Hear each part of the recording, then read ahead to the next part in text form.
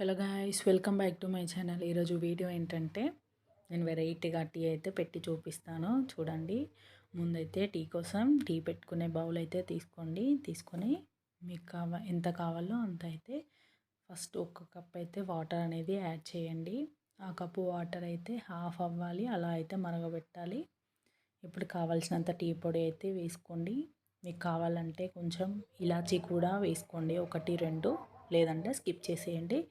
ఇక్కడ ట్రిక్ ఏంటంటే మనకు స్మెల్ బయటికి పోకుండా ఉండడానికి డికాషన్ అనేది మరిగేటప్పుడు మూత అనేది అస్సలు తీయకూడదు.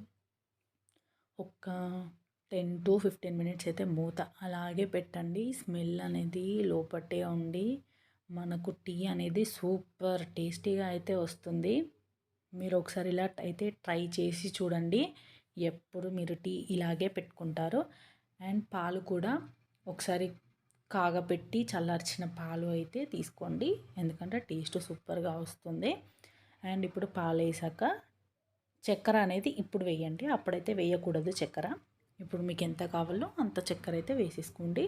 సిమ్లో అయితే మరగపెట్టేసుకోండి. పాలు కూడా పోసాక ఒక 15 మినిట్స్, 10-15 మినిట్స్ అయితే మరగపెట్టేసుకోండి. అంతే ఫ్రెండ్స్, సూపర్ టేస్టీగా ఉండే డికాషన్ టీ అయితే రెడీ ఫ్రెండ్స్.